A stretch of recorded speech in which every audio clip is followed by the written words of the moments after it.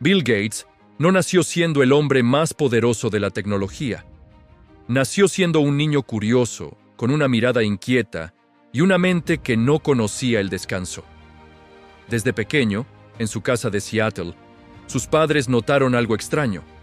Bill no jugaba como los demás niños.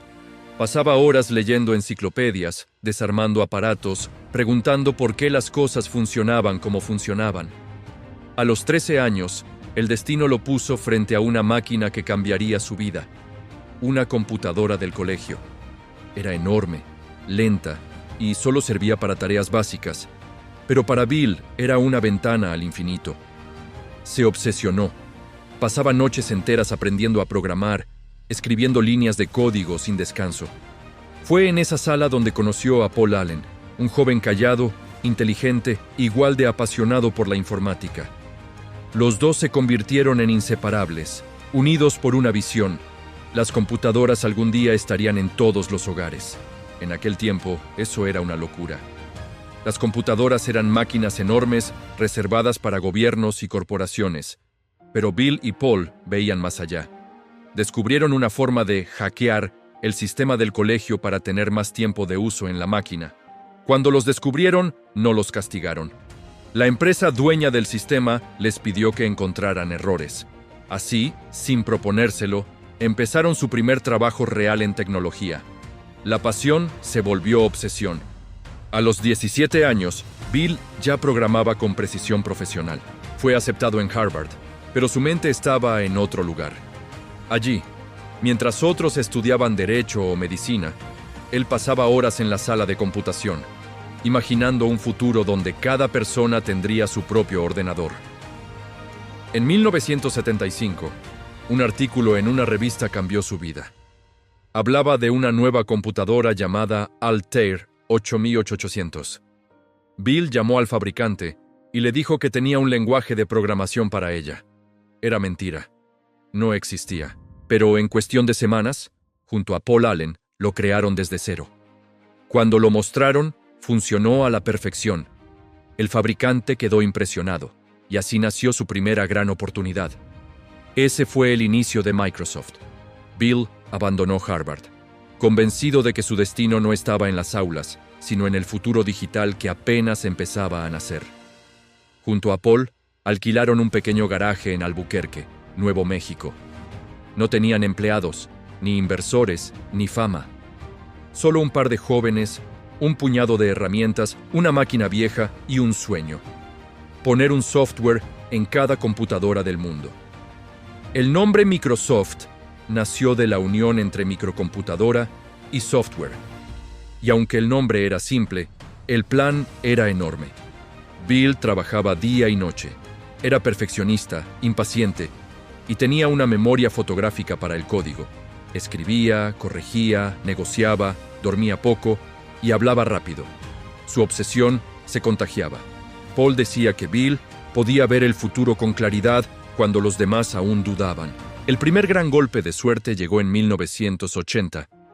IBM, el gigante de la informática, buscaba un sistema operativo para su nueva computadora personal. Bill prometió entregarlo, aunque no lo tenía. Compró un sistema llamado QDOS, lo adaptó y lo presentó bajo el nombre de MS-2. Pero su verdadera genialidad estuvo en el contrato. No vendió el software en exclusiva. Se reservó el derecho de licenciarlo a otros fabricantes. Aquella cláusula, aparentemente menor, le dio el control total del naciente mercado de las computadoras personales. Mientras IBM fabricaba el hardware, Microsoft controlaba el alma de la máquina. En pocos años, MS-DOS estaba en millones de computadoras, y Microsoft pasó de ser una empresa de garaje a una potencia global. Bill tenía solo 24 años. Era rico, pero no suficiente para él. Su ambición era infinita. Quería que cada persona del planeta usara su software. Cuando nació Windows, una interfaz gráfica inspirada en parte en los experimentos de Apple, todo cambió. El ratón, los iconos, las ventanas. Por primera vez, la gente común podía usar una computadora sin saber programar. El mundo entró en la era digital, y Bill estaba en el centro. Pero el ascenso no fue limpio. Su relación con Apple y especialmente con Steve Jobs, fue una mezcla de respeto y traición. En los primeros años, Microsoft había trabajado con Apple desarrollando software para sus máquinas. Pero cuando Bill vio el potencial de la interfaz gráfica, decidió crear su propia versión. Jobs lo consideró un robo. Le gritó frente a todos: «¡Me robaste!». Bill respondió: «No robamos a nadie, robamos a Xerox lo mismo que tú». Detrás de esa respuesta fría estaba un empresario dispuesto a todo por avanzar. Mientras Apple apostaba por el diseño y la exclusividad, Gates apostaba por la expansión. Quería que Windows estuviera en cada computadora, sin importar quién la fabricara. Esa diferencia de filosofía definiría el futuro. Apple sería arte, Microsoft sería industria. Para 1990, Bill Gates ya controlaba el mercado mundial. Cada oficina, cada escuela, cada casa que tenía una computadora usaba su sistema. Había cumplido su visión. Pero con el poder vino la polémica. Los competidores lo acusaban de usar tácticas agresivas, obligar a los fabricantes a instalar Windows, bloquear software rival y manipular acuerdos para eliminar la competencia. En 1998, el gobierno de Estados Unidos lo demandó por monopolio. Fue uno de los juicios más mediáticos del siglo. En las audiencias, Gates se mostró desafiante, evasivo, casi arrogante. Los periodistas decían que ya no se comportaba como un genio, sino como un emperador. Microsoft fue declarado culpable, aunque más tarde se llegó a un acuerdo. Aún así, su imagen cambió para siempre. Bill pasó de ser el chico brillante del garaje a ser el villano del monopolio digital. Ese golpe lo hizo reflexionar. Por primera vez, pensó en el legado que dejaría más allá del dinero. En el año 2000, junto a su esposa Melinda, creó la Fundación Bill y Melinda Gates. Su nueva meta era diferente: erradicar enfermedades, mejorar la educación y combatir la pobreza. Donó miles de millones de dólares.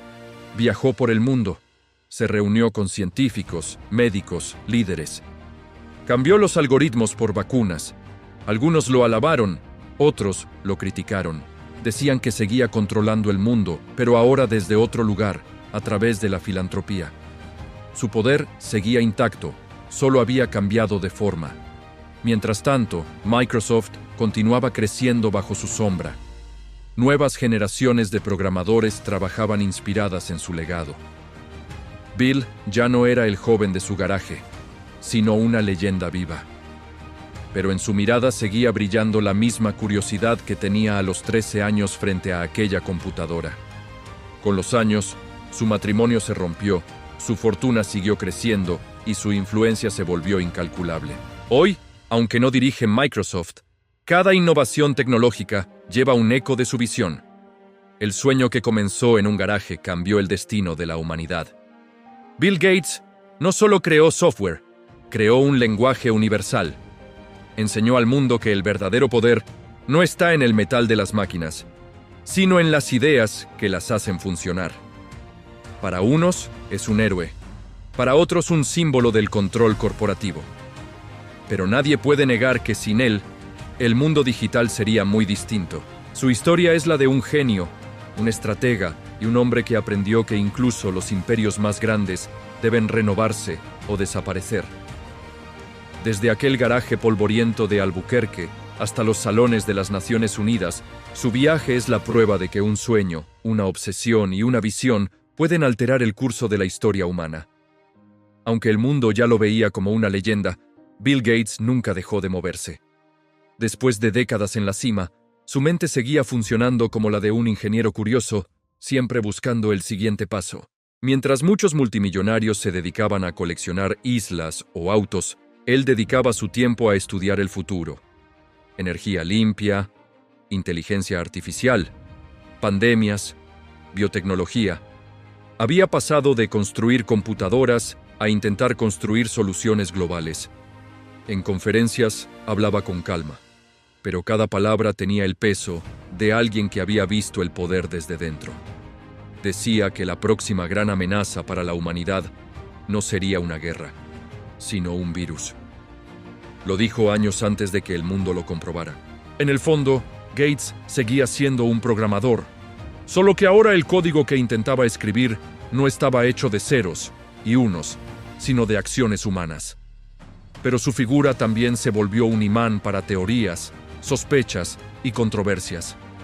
Algunos lo veían como un visionario altruista, otros como un titiritero que quería controlar el planeta desde su fundación. Esa dualidad lo acompañó siempre. El hombre que dio herramientas a millones y el hombre que concentró un poder que pocos pueden imaginar.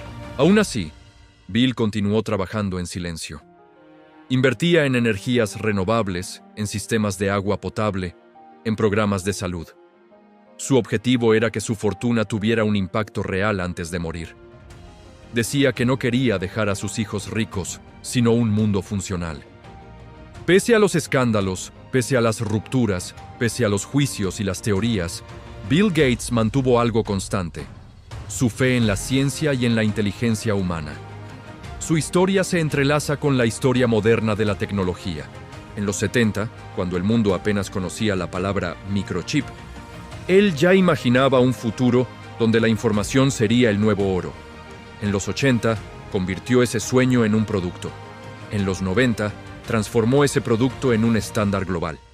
Y en los 2000, cambió la manera en que los poderosos piensan el poder.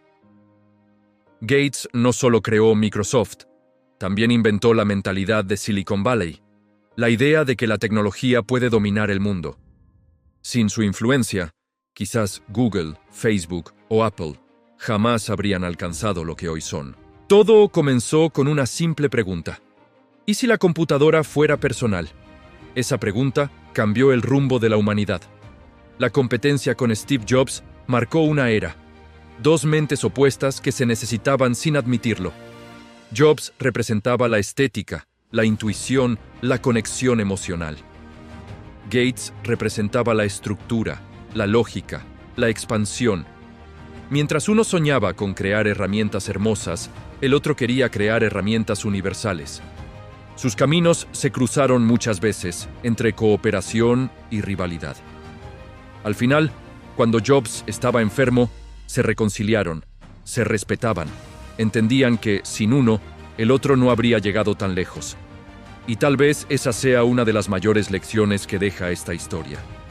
La innovación no surge del consenso, sino del conflicto. Años más tarde, cuando el teléfono sustituyó al ordenador, Gates ya no estaba al mando de Microsoft. Había entregado el control, pero no el propósito. Miraba cómo el mundo que ayudó a crear evolucionaba más rápido que nunca. Redes sociales, inteligencia artificial, criptomonedas, metaverso. Todo eso era consecuencia de la chispa que él encendió. Si los años 70 fueron la semilla, los 2020 son el bosque.